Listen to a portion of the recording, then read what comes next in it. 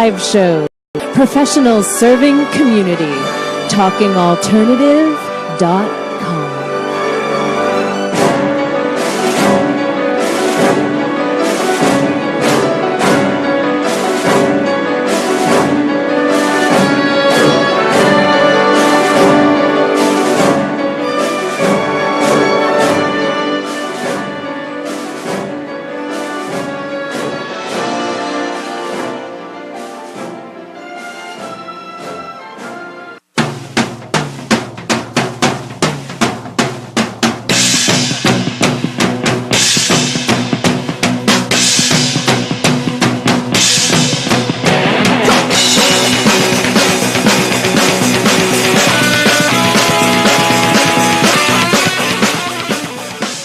Good evening, ladies and gentlemen. Welcome to the latest episode of Secrets of the Sire. We do this every week. We go to every Wednesday night, 8 p.m. Eastern, when TalkingAlternative.com. We talk movies, we talk comics, we talk TV. Last week we did an amazing fall TV preview, so we figured we would continue it along today and basically just talk about all the fall movies that are coming out. Which basically means we're going to talk about Doctor Strange, because it's pretty much all we got. I mean, there's plenty of fall movies coming out, but in terms of what is comic book related and what is not, I don't think we really have too much more, to be honest with you, in terms of comic book movies. And to be honest with you, it's probably the most anticipated one, and it's probably the game changer for the comic book films. And the reason I'll say this, though, I mean, look, we've got the summer blockbusters. We've got Avengers coming out next year. We've got Wonder Woman. We've got Justice League. We've got all these movies coming out. That's not really what I meant. But we also have something that's kind of called movie fatigue, right? Comic book movie fatigue. I think it's happening in the cons right now, like the conventions I've been to so far. This year have been a little underwhelming compared to years past. We want to welcome Espada Primera Stark on Patreon. Not on Patreon, on Periscope. Starts with a P. You know how it goes. So let's do a little house cleaning before we keep going into it. But we're going to talk more about the Comic-Con fatigue. We're going to talk about comic movie fatigue. And we're going to talk about how Tony, Doctor Strange and Tony Stark and all these, Doctor Strange is going to really... It's gonna set the table for stuff. But first, let's do some house cleaning again. We are Secrets of the Sire. We talk comics, movies, TV, music, and pop culture every Wednesday night, 8 p.m. Eastern, TalkingAlternative.com. You can also stream us on our Facebook page, Facebook.com/Secrets of the Sire. I'm your host, Mike Dolce, or Michael Dolce, MichaelDolce. If you type that in and put a .com at the end, you'll go to our Patreon page. So MichaelDolce.com will take us to the Secrets of the Sire Patreon page, where you can support this show. We've done a nice job of building an audience and giving what we think is a different take on everything. Everyone out there kind of likes to talk about the news. We like to kind of go behind the scenes and talk about the politics behind it, talk about the creative forces behind it. And speaking of creative forces, we have on our guest tonight Chris Kotsakis, and we have Mark Poulton. Mark Poulton's a good friend of mine from way back. He was a fan of The Sire, which was my original comic book series, so we're going to have him on to talk, along with Chris, about ArtistaCon. ArtistaCon is a convention that's going to be going on, not this weekend, but the following weekend down in Jersey. It's a different kind of Comic-Con, and again, that's kind of the theme for the show tonight, is taking things and making it a little different, right? We have Doctor Strange, totally different take on what it is. Kind of like an Ant-Man, how Ant-Man was kind of like, look, it was a caper film. It wasn't necessarily a film where it was all men in tights. It was supposed to be Scott Lang's redemption. It was Michael Douglas kind of, playing a different kind of role. It's not a cartoonish, super villainish role. I mean, there's a lot of difference to it, and that's kind of what we are kind of going with Doctor Strange. We mentioned Patreon before, so before we continue, I want to give a thank out to our patrons. They've donated. We have dedicated fan Einar Peterson. Thank you very much. Our program director Stephanie Dolce, no relation to me except she's my sister. And a big thank you to our brand new executive producer Steve Hovecki, who is also a fellow comic book creator. You can get your name shouted up on the air every single week until we get to a point where it gets too much, and then we'll just randomize who we select. But you'll get your name shouted on the air, and you got a lot of cool things like a $2 patron gets a copy of the show outline, so they can actually follow along and realize that I have not been following my show outline at all thus far. But that's kind of cool, right? You get a little behind the scenes. I was just chatting with our executive producer, Steve Hovecki, on an exclusive Google Hangout link that only he gets access to, and only someone who gets an executive producer access can have access to. The beauty of that is that while we have guests on, you can ask questions, and I will ask them. I will prioritize your questions to any of our guests. I'll prioritize your comments. We do stream on Periscope, which we're doing right now, and we do stream on Facebook. But again, if you're an executive producer, you'll get that exclusivity. And then if you're a $10 marketing director, you get access to my entire database of drawings, pitches, interviews. I've interviewed tons of musicians. I've been posting them once a week on the page as well. So again, go to my name, michaeldolce.com. It'll take you to my Patreon page. Welcome at Alexandria1229. All right. Fall movie preview, Doctor Strange. So let's give the good, actually. We're going to talk about the controversial casting. And there's a website out there that actually kind of gave it a different spin. Now, anybody who's been following the show, I mean, we love diving into the political correctness that is invading everything. And I had a whole conversation. I went to a bachelor party Friday night and had a great conversation. And maybe this is a conversation we'll save for another night, but talking about, is social media a right or a privilege? And that is a great topic for another night, and we will get into that at some point, because that question in and of itself, I feel like I could talk about for 4 hours. The reason I'm against political correctness is it's not in a right-wing kind of mentality, because quite frankly, I'm a moderate voter, and in fact, if you're right-wing, I will give you all the reasons you should be left-wing, and if you're left-wing, I'll give you all the reasons why you should be right-wing. I like being in the middle. I like pointing out the absurdity of both sides. I enjoy sitting in the middle. Maybe I'm a fence sitter, who knows, but maybe I'm just an antagonist. I like to think of myself as a protagonist, but we can't all be what we want, right? The reason I like pointing it out, though, from a creative standpoint, is political correctness is censorship. It leads to censorship. If it's not directly, it's indirectly censoring people. It's indirectly telling you what is right and what is wrong. It's a majority rule, and that majority does not necessarily mean right. In fact, I don't think there is right or wrong. There's good and bad. I mean, I think that's as good as it is. I think that we are a construct of our own society. We build our own society. So, in my mind, people who are politically correct are forcing their beliefs on people, and yet they're just forcing what they believe are the correct beliefs. And the people who are against it just believe that they are, I mean, if you take the Colin Kaepernick thing, for example, that's going on, you have both sides. Well, you don't support America, or you don't support, or you support cop killers, or you don't support the flag, or this and that. I mean, look, it's just two sides of the same coin at the end of the day. But political correctness is now back. This is like the 90s all over again. It's Bill Clinton time. We got Hillary Clinton, I guess, which I guess I'm hoping she wins, because even though I don't like her at all, I will take her over the, farcical absurdity that would be Donald Trump in the office. So how does it relate to movies? It relates to movies because you had the Tilda Swinton casting of Ancient One in Doctor Strange. Now, Doctor Strange, we're gonna get to the casting, and I do promise we're gonna get into that. And like I said, we've kind of covered it, but I didn't want to start the show off by doing that. I wanted to start the show off just telling you everything I know about Doctor Strange, and I actually credit the Inquisitor. I write for the Inquisitor, but I did not write this article, so I do give credit to the person who wrote it. Which I did not actually write down, so I can't actually give he or she credit at this moment, but I'll find it during the break and I'll do it. So far, it was a great rundown of everything. Doctor Strange test screenings have been positive, so that is the first thing. Collider reported that, the director, Scott Derrickson, said the test screenings have been positive, and everyone loves Benedict Cumberbatch. I mean, he sounds like a made-up character. Just that name alone, I feel like he should be in, like, The Wizard of Oz, or he should be in some sort of fairy tale, like a Peter Pan or something. Definitely a Peter Pan, right? Like the kids travel to this other world, and it's Benedict Cumberbatch who comes, and I don't know why I gave it a Scottish accent, but I did. But anyway, they're saying we've had test screenings, and the overwhelming thing I've learned is people love Benedict Cumberbatch in this movie. They just love him. It's kind of a headline, I guess. They love the visuals, they love the action, but more than that, they love Benedict, and he is Doctor Strange. That's a great sign.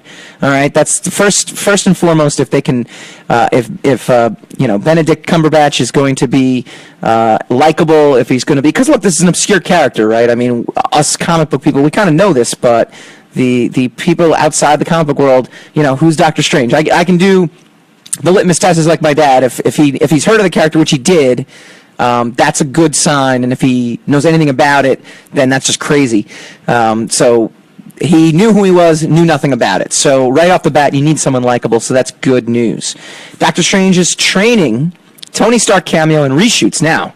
Suicide Squad did reshoots a while ago, and they did the reshoots after the fallout from Batman v Superman, and everyone kept saying, "Oh my God, look what's going to happen." Now, Suicide Squad ended up making money. And ended up being the top film, consecutive weeks in August. So is that a successful movie or not? Did reshoots really come into play? Well, the movie itself kind of got panned by critics. It got a so-so rating from folks. Like, I think folks went into it saying, we don't know what to expect, so our expectations are not Batman v Superman. So, hey, that's good. Reshoots in this case, though, not anything to do with, fallout from a specific movie. Every movie does reshoots, so again, don't want to read too much into it, but Community's Dan Harmon was brought on board to scribe them, according to Collider. Now, that's just an odd choice, but I mean, he was a pop culture guy. Community was a really fun show. Joss Whedon wrote for Roseanne. You have guys and gals who you just would never equate with, with working for like these other things, but yeah, I mean, it happens. So it's kind of neat and it's kind of cool. So we've got that as well too. The reshoots were also streamlined for the movie with some additional humor. I mean, I guess everyone is kind of like taking the cue from Deadpool. Doctor Strange will be no different then. The Infinity Time Stone is featured, and we have one in Vision. Vision in the Avengers, and we've, had some others pop up, but obviously they're building toward the Infinity War, which is going to be happening next year, and it's going to be. I mean, look, this is, they're definitely. Or is it 2 years from now? I will have to definitely check it out, but definitely. You knew it was going to happen. You knew the Eye of Agamotto, or whatever the case is, was going to make an appearance. So Doctor Strange's cloak, they're in there. Jersey Jedi, no, it isn't truly comic book, but no excitement for Star Wars. Star Wars people, you are a winter movie. Come out in December. Come out in December and Christmas, after December 21st. We will go into Star Wars. Don't you worry. But it's not a fall movie. It is not a fall movie. Or at least it's not considered. Anything in December, anything where the weather's cold, it's not a fall movie. We will definitely discuss Star Wars in length, I'm sure, because it looks awesome. I know I've been hearing some mixed things about it, but just having that universe, I'm excited. A Doctor Strange sequel is already in the works after positive test screenings. According to Outer Places, there's a sequel planned, and Chiwetel Ejiofor. I hope I got that one right. That actually might have been the best interpretation of a name. I know the actor, and I know he's been in so many things, but man, pronouncing that not great.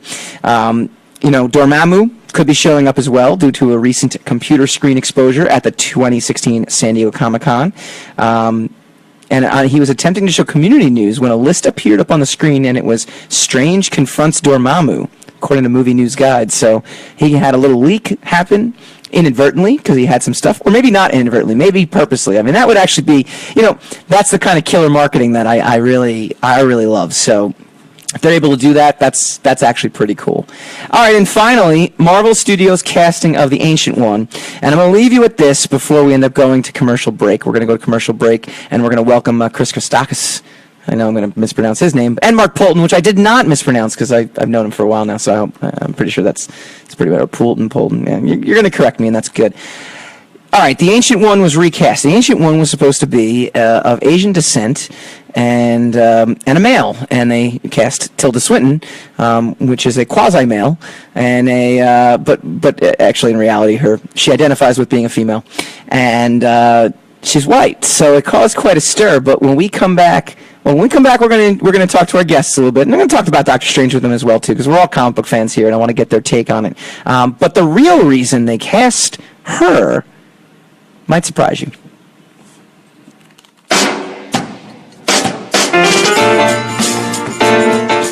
You're listening to the Talking Alternative Network.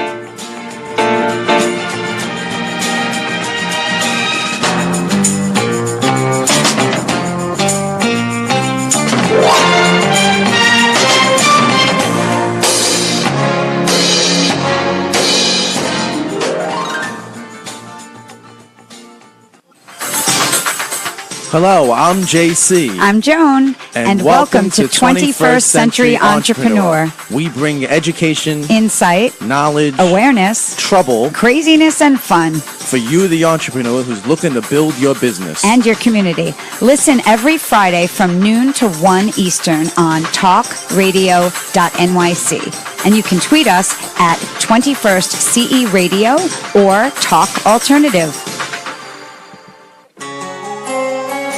Talking Alternative Radio, 24 hours a day.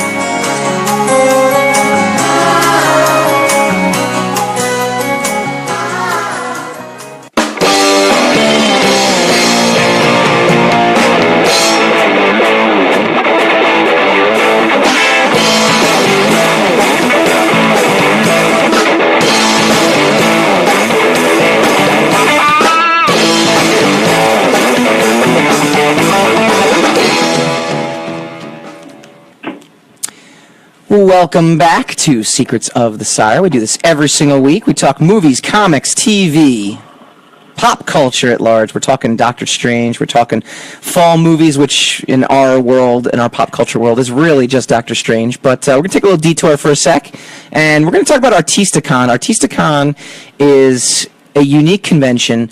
I'll be attending, along with a whole bunch of others, including one of our guests tonight, Mark Poulton. And we kind of celebrating the creative process and doing something different, and that's kind of the theme for the night right now. We have Doctor Strange, which is kind of different in different ways, you know, and this convention is now different as well too. So that's a really good thing. So, all right, Chris, I want to welcome you, and Mark. How's it going? Hi, how you doing? Doing good. Mike. Hey, what's up, guys? All right, we're doing the. Thank you for having us on. No problem. 2 guests at once. It's great. It's crazy like that.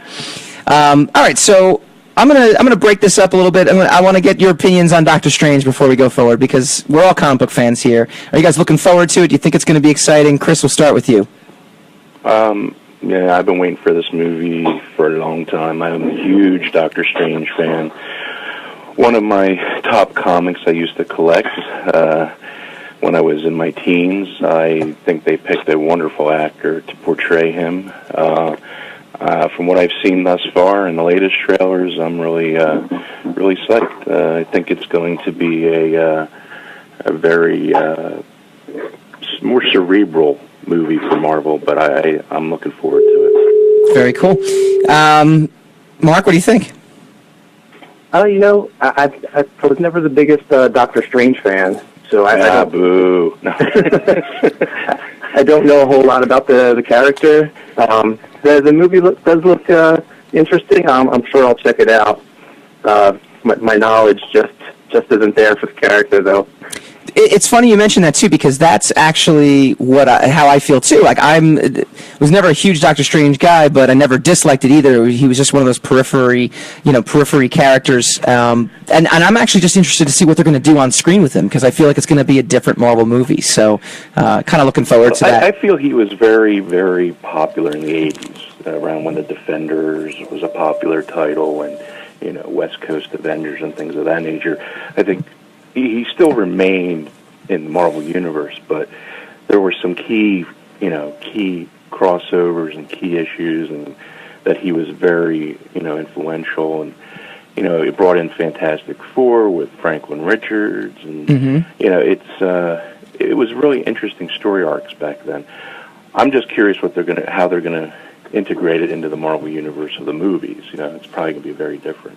It'll probably be kind of what they do with Daredevil right now, where they kind of just mention it. They'll flip open a newspaper. Although I did hear Tony Stark is going to make a cameo, so they will kind of directly relate as well. From my understanding, I think they're going to go more for the idea of science, as far as versus more the magic. Mm-hmm. I think they're going to try to pull in the Harry Potter crowd, but I think they're going for what they're exploring. What was in Ant-Man, the quantum realm, from a scientific perspective, but this will be from the mystical side. Cool. So I'm curious to see how they're going to do that. Very cool. Mark, you were going to say? The one time I remember reading about Doctor Strange or reading books with him was Bendis's New Avengers run. and he was a huge part of that team. So I'm wondering if eventually they will integrate him into the Avenger movies. I believe they will. I think they're throwing everyone in the kitchen sink into the Avengers movies, especially it's a two-parter. Yeah. So I think we're gonna see it. And I think as comic book fans, like this is just like a glory period for us, right? Yeah, exactly. All right, so talk to me, and Mark, we're going to get into your background writing Hawkman and Coney Waves and all this cool stuff. You're one of the featured guests, though, at ArtistaCon, and ArtistaCon is being billed as... It's actually ArtistaCon.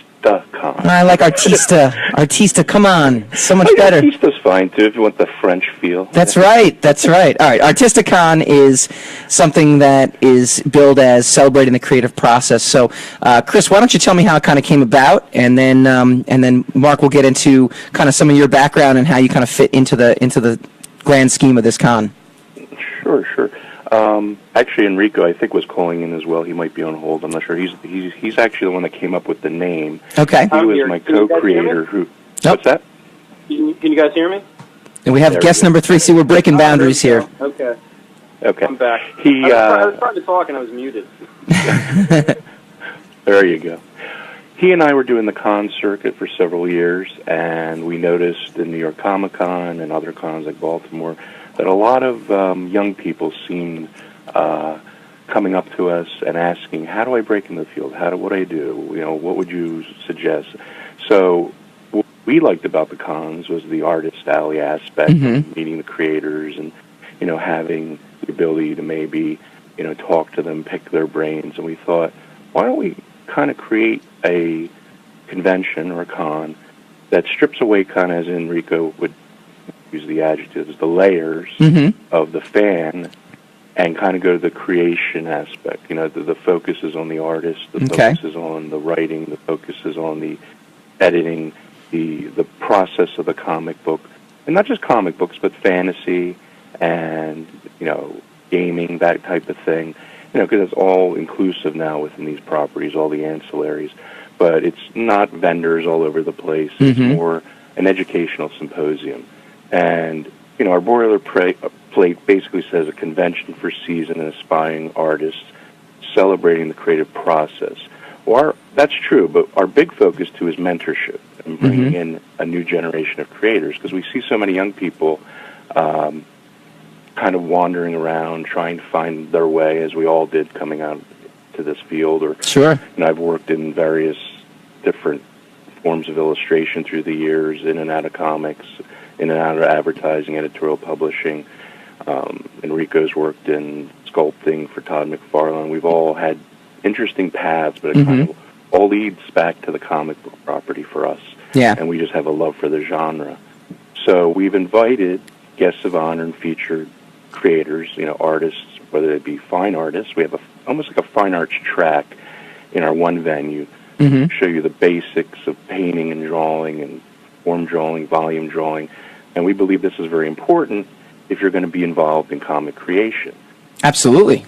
I mean, that was going back to, my college days. I mean, it's when Absolutely. In high school, I would walk around conventions and I'd ask editors, I want to draw comics, and they're like, they'd look at my stuff and they go, "Oh, you only draw comics, do you?" And I mean, I said, "What do you mean by that?" He says, "Well, you need to take figure drawing, and you got to learn light and shadow." And I said, "That's a waste. I'll just be a writer then." So basically, we talked about it coming back from one of the cons, and, we were throwing the idea around, and we were throwing names back and forth, and he texted me with ArtistaCon. I said, "Oh, that's great. It's just catchy. I love it." And we just started building from there. We met with and I'm going to say he's a very important part of ArtistaCon. If it wasn't for him, it really wouldn't be happening, because he saw the vision that we had. Speaking of vision, because you were talking vision before we came on, but the vision in our minds that let's bring this to the Delaware Valley area, which is considered Philadelphia, southern New Jersey, Delaware. There's a tradition in this area. This is really the birthplace of American illustration. The Brandywine River Museum in Delaware is where Howard Powell created the School of American Illustration. N.C. Wyeth, Norman Rockwell, J.C. Leyendecker, all the great American illustrators came out of that school. a lot of the top illustrators came out of Philadelphia School in Pennsylvania, which is the Philadelphia Museum College, which is now University Arts. There's a rich history of art and creation in the Philadelphia area, but New York tends to take the credit a lot. There's all the big schools up there. So I thought, it's a nice thing to bring to the community if we can bring it down here. And I had taken a workshop with a college friend I hadn't seen in years and reconnected on Facebook, and he had now become a sacred artist. And I'm going, what's a sacred artist? So I realized he had become very involved with his faith. He used to do artwork for the Franklin Mint, doing the preliminary drawings for the Star Trek plates. And for years he did that. He was an illustrator. He was a fantastic draftsman. And then he always had a penchant for, Renaissance art and the Pre-Raphaelites, and things going back to the French salon painters. So he went on further to study with an artist in New York called Michael Aviano, and he learned the Riley method of illustration. And it's a different type of color palette. Instead of an open palette, you use the Munsell color chart, and you're using 3 extra forms of color, and you're dealing with chroma and value and things of that. So basically, he took this and he applied it to paintings that he now does large-scale murals for the Catholic Church. He actually did the papal Holy Family portrait for the last papal visit here to Philadelphia this past year, and that image was on all the marketing materials, and also, in a sense, he does comic book creation for the Catholic Church. That's actually, what? That is a great segue into Enrico. You do stuff for McFarlane Toys too, and I love bringing guests on. I love bringing all you guys on because it shows that there are just so many different jobs in the comic book world that some people just don't even know about it. Could you talk about that experience a little bit?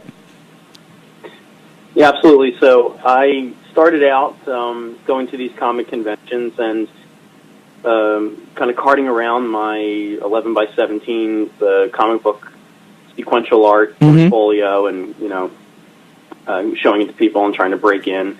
And I always have had just a great love for Todd McFarlane's artwork. Yeah. The cover of Amazing Spider-Man 316 was one of the reasons that made me want to be a professional artist. Sure. So I would go to these conventions, and whenever I knew that Todd was there, I would go and I would show my portfolio, and I would try to break in. And the illustration thing was really very difficult, and then that didn't happen. So I'm always kind of curious, and I would try different avenues of art. And I was trying my hand at sculpting. And Todd brought the toy company, McFarlane Toys, out. He just had the most detailed figures on the market, and they intrigued me. And I decided to start sculpting, and I did. And I think I was in my senior year of high school. So I used this little portfolio I made of doing some characters like Spawn and a few other characters to submit to another company, and I ended up getting a job doing sculpting and toy design. And through there, I worked on Farscape for Jim Henson. I did some limited edition mantle clocks for Disney, and worked on a few other cool properties. And that built my portfolio even more and gave me confidence to then go say, all right, I'm going to attack McFarlane Toys now. So I brought my stuff to McFarlane Toys. I had an interview, and I hit it off with the main president there. It was Ed Frank, and I showed my stuff to Gene St. Jean. I had a little session there, and I ended up getting a gig. So then I ended up sitting down in a chair at a desk there and just start sculpting toys. And I did that on and off in a freelance capacity for a while.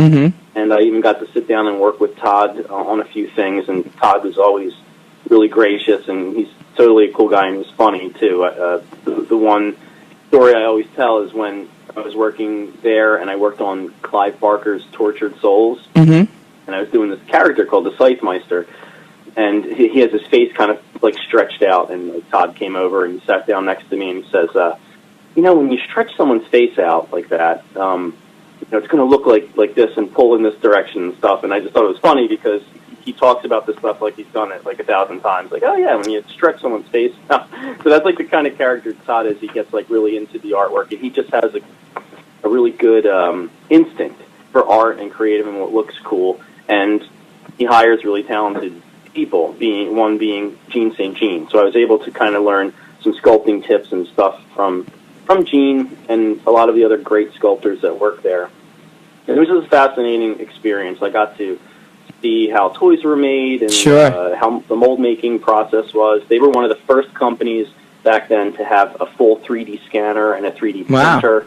And they would print out their character figures, and then we would get a 3D print of them and mold them and pour them in Castelline and wax, and we would work up stuff from there. So at McFarlane Toys, I was able to make some great friends and some really cool connections, and really learn about the anatomy and just dynamics and more like 3D design and stuff like that. So it was really a great experience. I worked on Movie Maniacs a little bit, McFarlane's Dragons, Twisted Christmas, Tortured Souls, and like a few other ones. But it was one of the highlights of my artistic career.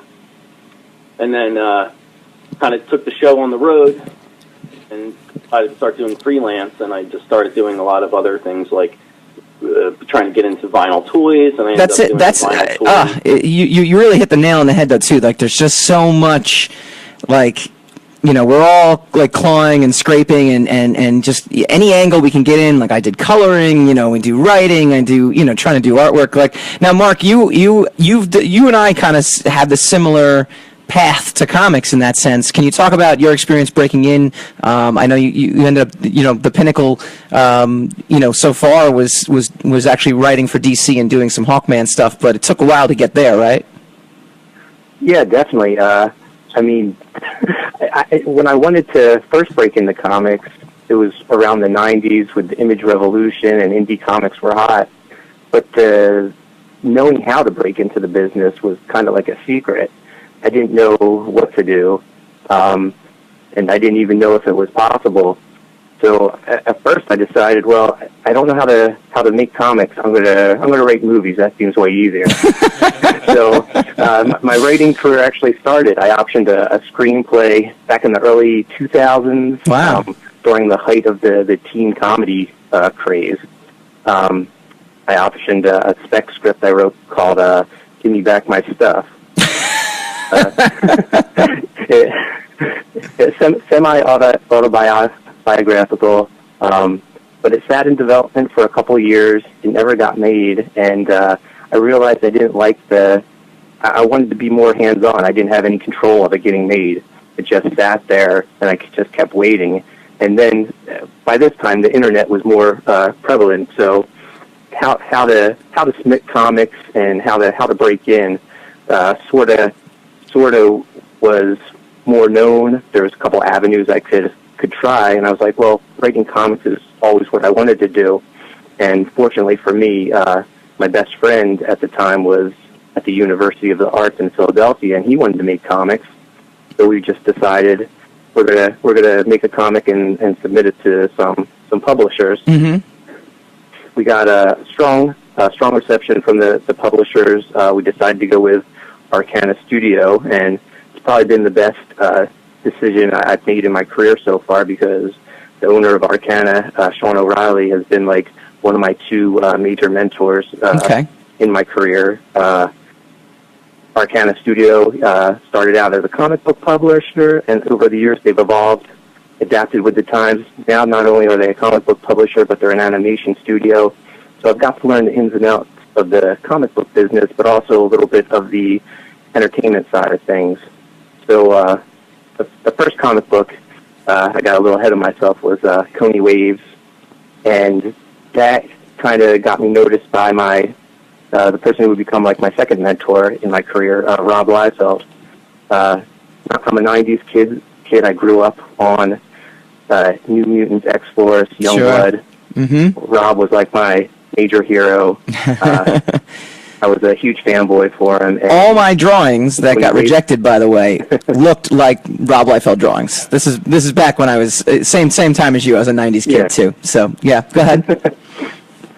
So at the time Coney Waves was coming out, I was a member of Rob Liefeld's message board, and he was always supportive, letting me post Coney Waves stuff on his message board. and he seemed to like really like what I was doing. And then one day, it was it was Thanksgiving 2006. I get a phone call from a number I don't recognize, and I wouldn't answer it, but I decide to answer it. And on the other end, I hear, "Poulton, it's Liefeld. What's up?"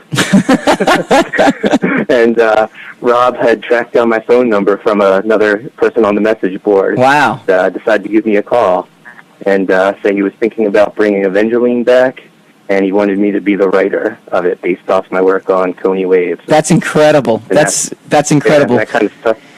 Now, it's amazing. It's like your childhood dream coming true. yeah, I mean that is very reminiscent of. I was in San Diego ComicCon, and I had my image book out, and I'm signing next to Liefeld, and the entire image. They had Image United back then, and so it was like it is. It's like a fanboy's dream. These are all amazing stories, and these are all like things that I think, Chris, is what you're kind of going for with our I like ArtistaCon. I'm gonna coin that. Enrico, you can use it. It's okay. You can say ArtistaCon. Actually, I think Enrico and I have said that to each other when we get a little ArtistaCon. ArtistaCon. ArtistaCon. But this is kind of what you guys are going for with the show, with the convention. So, Chris, we got about 30 seconds left. Give everyone, how can they get tickets? How can they get to the show? And if anybody likes to hear any of these stories, what kind of panels you guys are going to have, and do it all really fast. Well, go to ArtistaCon, ArtistaCon.org. All the symposiums are listed on there. It's at the Lyceum Center in Burlington, New Jersey. Thanks to Sean Stippick for believing in us, getting us in there, and seeing us all the way through. To all our hard team, Bill, Miranda, my wife, Enrico's wife, everybody that are guest artists and featured artists. If it wasn't for you, we wouldn't have this. As Dave Palumbo just coined on Facebook, a very famous fantasy artist, he said, "I think this event is going to blur the lines between educational workshop and comic convention in the best possible way." So in other words, you want to learn about comics, you want to learn about fantasy, you want to learn about writing or self-publishing. We have 17 different panels and lectures. We have portfolio reviews, writing reviews, all for a low price. We now open Artist Alley for $5. Wow. It's in historic Burlington, New Jersey. You will not get this event anywhere else. This is a unique event. We've opened the drink and draw to the public Friday night before the show, Friday, September 16th at Brick Wall Tavern in Burlington. Every dollar from their appetizer list that we've made with them is going to Hero Initiative. And if you don't know what the Hero Initiative is, it's heroinitiative.org. It's helping those comic creators in need that have fallen on hard times. So awesome. Go to the website, ArtistaCon, with an ArtistaCon.org. Look at the guest of honor list. Look at the featured artists and writers. We are bringing in the best of the industry, but we also want to mentor people into the industry. Yeah, this is your chance. This is your chance to have a backstage pass to really meet with important people in this industry, to learn from, be educated by, and network. Awesome. With the best people in this industry to help you break into commercial art, comic books, illustration, fine art, etc. It's really your one-stop shop to really get in and rub elbows with the best. Thank you guys so much for coming on. I really appreciate it. You can catch me there as well, too. So the dates are September 17th and 18th. That'll be not this weekend, but the following weekend. Thank you, Chris. Thank you, Enrico. Thank you, Mark. Wish we had more time, but for having us. It goes by really fast. Thanks, guys. It went very fast. All right, when we come back, I'll give you my quick little San Diego Comic-Con story a little bit in more detail, and then we're going to get back into Doctor Strange.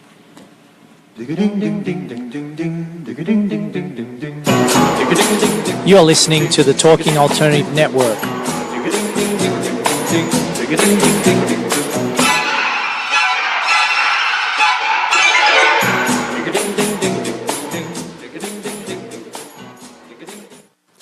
Hi, this is Rob Kay. And I'm Callie Alpert. And we're hosts of The Rob and Callie Show. Are you looking for a show that talks about real stuff like life, love, the pursuit of being yourself? Then you have come to the right place, because we cover topics ranging from chivalry to gratitude to your relationship with money and everything in between. So listen to us on The Rob and Callie Show, Tuesdays, 8 to 9 o'clock Eastern Standard Time on talkradio.nyc.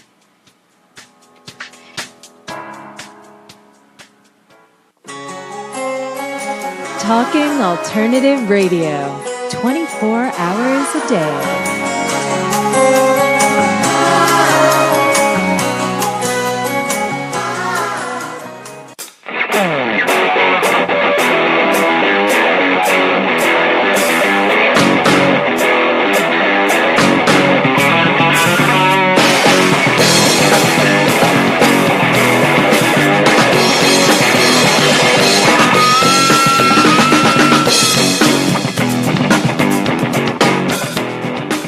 Welcome back, Secrets of the Sire. I want to thank my guest, Chris Kotsakis. I know I'm going to get his name totally wrong. Mark Poulton and Enrico Botta coming on and talking about ArtistaCon. Come on, go with the artiste in ArtistaCon. I'll be there as well, September 17th and 18th. You can come check it out. You can come check out The Sire, which is what the show is named after. It's about a superhero forced to buy his own costume to fight evil.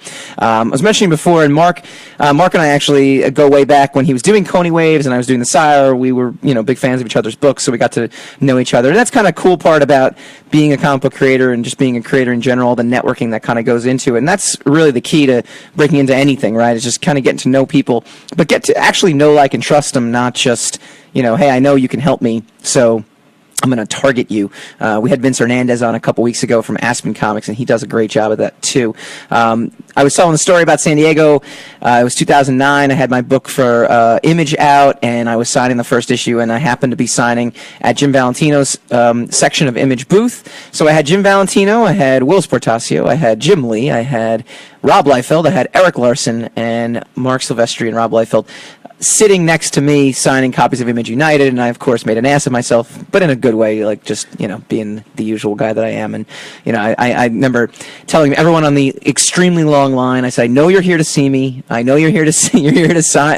I know you want a signed copy of Descendant #1. Everyone can settle down. I've got all day. And, obviously, some people found that funny. Jim Valentino found that very funny. So at least, my boss at the time was pretty happy with that. And Mark's actually, and again, kind of talking about, he and I follow the same path too. He does do some artwork as well. Enrico, working at McFarlane Toys, fantastic as well too. And Chris just putting this all together, along with a lot of other, folks that he mentioned too. So it should be an awesome convention. And again, the theme for tonight is different. It's going to be a different Comic-Con, just like Doctor Strange, a different kind of movie. Now, we kind of mentioned it briefly, and we'll get into it. We have a little smaller segment this tonight than we normally do, but we talked about the casting of Tilda Swinton as the Ancient One and how it's supposed to be an Asian American, or not an Asian American, but an Asian character is the Ancient One, and they not only got rid of the Asian part, but they ended up, changing it from a man to a woman. Now, the man to a woman thing, I think actually kind of offsets the change in a way. I think maybe that's kind of going through their mind. Now, apparently they picked her because she had an unusual look. But here's the interesting thing that was in that article on Inquisitor, which I still have not found the credit for, but I'll get the credit for that. You can go to Inquisitor.com and look up Doctor Strange movie cast Marvel Studios MCU leak, but I'll find the author for credit's sake. But they mentioned it was complicated due in part to perceived stereotype, the association with Tibet, and the importance of the Chinese box office. So this whole time you're thinking to yourself, oh my God, here's political correctness kind of coming in, doing it once again, and kind of taking characters and race swapping. We did an entire episode two episodes ago about Mary Jane.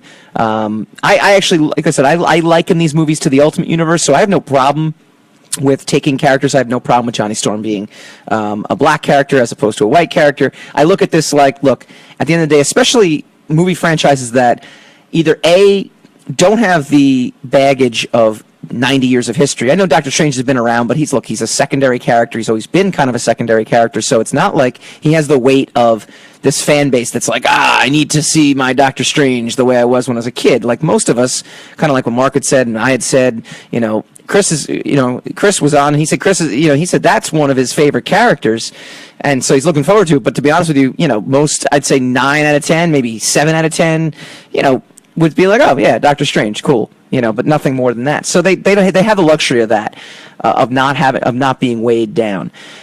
Whereas, so you can kind of do the switch. But again, we thought this was another case of like, oh my God, they're making a man a woman. But in this case, you kind of have people also complaining like, oh my gosh, Asian to a white person. It kind of blew people's minds. But as it turns out, it all goes back to the dollars. It all goes back to China is now one of the most important box offices and one of the most important. I mean, it's funny how like certain movies bombed here, but do huge overseas. Independence Day actually did huge overseas. China, the Chinese market, they ate that up. We couldn't, the American audience, not so much. What was it? World of Warcraft. They're going to make a sequel. Why? Because of how well it did over in China. So now all of a sudden, I mean, don't forget, I mean, you had, and I'm running up against the clock in this particular segment, but you had Maroon 5 actually had some of their shows canceled in China because the guitarist gave a happy birthday to the Dalai Lama. So any mention of the Dalai Lama, Tibet, anything like that, and the Chinese government will pull the plug on you. So Marvel is very aware of that. So transforming the Ancient One now, if they had just transformed it from being a Tibetan monk to a white monk, they probably would have came under more fire. So moving it over to a female character, and Tilda Swinton, look, she's very ambiguous, I gotta be honest with you. She could be a male for all we know. I mean, she was amazing in Snowpiercer. I say this with love because I think she's actually a phenomenal actress, but that's exactly the point. She's a phenomenal actress. So, all right, well, I want to hear your thoughts. You can always dial in 877-480-4120. I am more than happy. You can chime in on Periscope, your thoughts when we come back about the Doctor Strange casting, about Doctor Strange in general. I want to hear your thoughts on it. And then we're also going to talk about a certain jab at director Zack Snyder that the new Man of Steel made when we come back.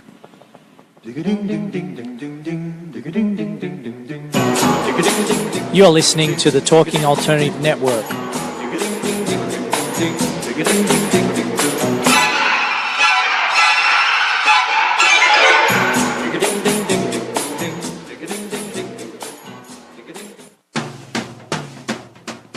Are you into comics, movies, and pop culture at large?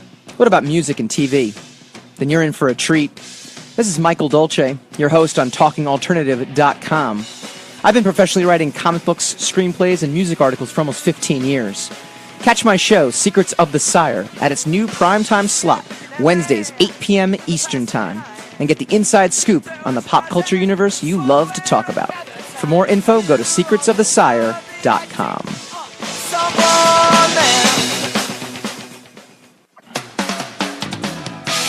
TalkingAlternative.com.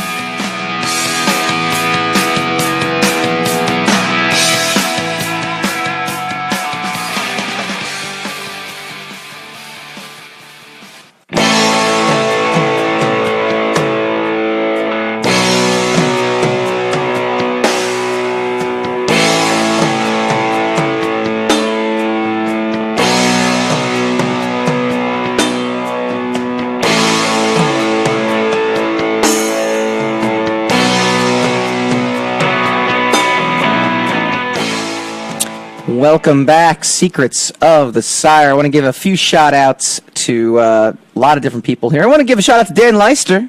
Just joined our Facebook stream. Dan is the artist of the Sire. He is actually the one who drew this wonderful banner in all its glory up there. But he actually did more than that. He drew the series for the first 4 issues. So, really... It's really, really good stuff, so welcome aboard, Dan. Dan's got a Kickstarter that's going to be launching in October. We're going to have him on the show to talk about that as well, just in time for Halloween. It's going to be really great. He is he did Hack Slash at Image, so it's cool to kind of talking to a bunch of folks that I've kind of, I don't want to use the word grew up with because we're like in our 30s and stuff. But we kind of grew together in the comic book industry, and we're continuing to grow together. We're continuing to kind of move along. So, all right, just a reminder, the number here is 877-480-4120. I want to again give a shout out to our dedicated fan, Einar Peterson, our program director, Stephanie Dolce, and our executive producer, brand new Steve Hovecki. How did they become all of these designations? How did they become associated with Secrets of the Sire? They went to my Patreon page, patreon.com/Secrets of the Sire. I actually made it really easy for you. I'm your host, Michael Dolce, MichaelDolce.com. Will take you right to the Patreon page. You can give as little as $0.25 per show. We do 4 shows a month, sometimes 5, depending on the weeks. And you can donate $0.25 per show, and you can become a dedicated fan and give a shout-out to you on air. You can become a program director, which is very simple. All you do is donate $2 a month, and I'll give you access to the show outline and some more exclusive content. Executive producers get a whole bunch of stuff, including a Google Hangout chat where they can actually ask questions to our guests, like Mark Poulton, Chris Kotsakis, and Enrico Botta, who we had on today from ArtistaCon. No, Artista. I like that better. So go to michaeldolce.com, and it'll take you to our Patreon page, and support the show, because we'd love to do more. We've kind of already run through an hour, amazingly enough. It's 8:50 right now. Welcome back, Espada Primera Stark. I love your enthusiasm. I love Jersey Jedi's enthusiasm. Well, Jersey Jedi is a loyal follower, so we got to give a shout out to him as well too. All right, so we were talking about Doctor Strange. I'd love to hear your thoughts. Chime in now on Periscope. Chime in now on Facebook Live. Periscope tends to get the comments to me faster. I'd love to hear what you guys are thinking. If you're excited for the movie, I am actually. I'm not a fan. I'm not a Doctor Strange fan, so I'm kind of excited about that. And I kind of found the Tilda Swinton casting to be even more interesting after thinking about the Chinese market. So I thought that was really great. But first, there's a new Man of Steel in town, and he'd like you to forget Zack Snyder's version of Superman as quickly as possible. In an interview with Entertainment Weekly, Supergirl actor Tyler Hoechlin took an indirect shot at Henry Cavill's version of Superman in a new interview describing his intentions for the role on the CW show. He said of his version, "It's Superman as I think he was intended to be, which is an incredible symbol of hope to kids. They can do anything, they can be good people, and that good people can triumph over evil." That wasn't a direct shot. That was that was just describing Superman. But then he says, "You don't have to be dark and brooding and always in this state of masculine toughness. My Superman sits in that very hopeful and optimistic place that Kara, who is Supergirl, tends to be in." The dark and brooding, I mean, that is not hiding it whatsoever. Again, I don't think he was meaning it in any malicious intent, but I do think that people are very, very wary of what has kind of been put on screen, and that is their number one complaint about Man of Steel. I think in the Screen Junkies do these honest trailers, and they did an honest trailer for Batman v Superman, and I think they even said it, you get to finally see the Batman movie that Zack Snyder always wished he could direct, and that's essentially what he was doing with Man of Steel, was basically making Batman. And again, dark, brooding, foreboding. It's not Superman, and he said it before, we want to honor the tradition that is the character without really emulating anything that somebody else has done before. I didn't want to have any temptation to imitate. Again, he doesn't want to take what has kind of come before. That being said, the Andrew Kreisberg, the executive producer, does say, he's like, look, we cherry-picked the best parts that we love. So there's a bit of Christopher Reeve in there, a healthy dose of Superman animated series, a little Lois and Clark, a little George Reeves, a little Super Friends. Notice how he basically pulls everything out. They're basically saying, look, this is going to be different. This is not going to be what the Superman that you remember. And already, even the costume is just bluer. Like it's just radiant. It's optimistic. It's hopeful. And quite frankly, everyone agrees right now that the CW right now and the DC Universe, along with Flash, along with Arrow, it's the best place to find the characters that people love in the DC Universe rather than on the big screen.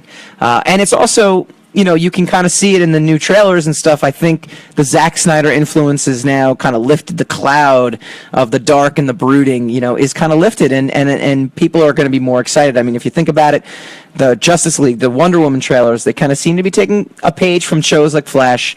They're introducing more levity, less brood in all their scenes. Suicide Squad was completely remarketed to match more of a Deadpool than a Batman v Superman. I mean, it was basically, if you look at the marketing, Espada Primera Stark said, it's two different aspects to where Superman is in from me anyway, and why is Supergirl vision blue on CW? I don't know. That's a good question, why her vision is blue, but I don't know the show enough to really comment on that, but it is. Look, it's a different universe. DC has separated the two universes, and rightfully so. They've separated the two universes. In a way, though, I love the fact that Marvel keeps the universes as one universe. I was just commenting with Sam that I finally hooked up my Netflix. I was tired of watching it on small screens.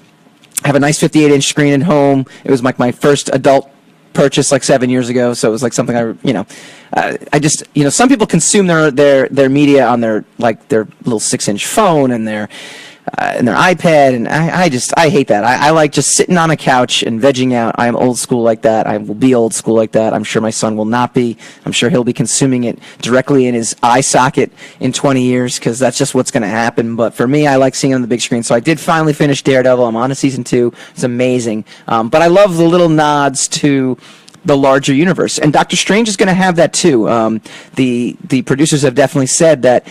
I believe Kevin Feige said, well, we're going to have, when Doctor Strange is going to be aware that people, that aliens invaded New York, but he's also going to be a surgeon, so he's going to kind of be working as a surgeon. He's not going to be thinking about aliens, invading New York, but when he's not being a surgeon and he's kind of out there, he can comment and say, hey, this is where those aliens hit, and this is where this happened, and this is where that happened. So I think there's going to be a lot of great interplay where, you get that in the TV shows as well. Agents of S.H.I.E.L.D. obviously is a direct continuation of what happens in the movies. So that to me is kind of neat. And the reason I like it better is you have two separate Flashes now. You have, if Green Arrow is ever introduced, you're going to have two separate Green Arrows. Now you have two Supermen.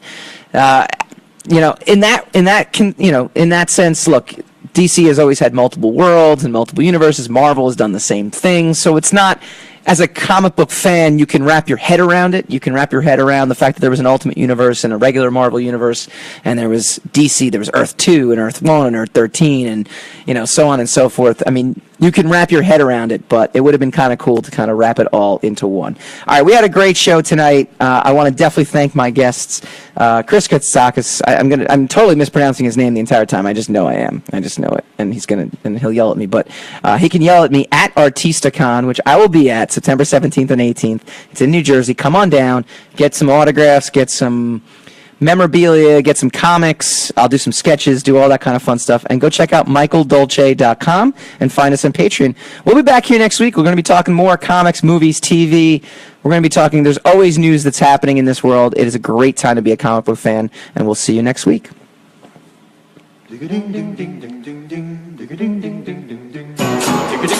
You're listening to the Talking Alternative Network.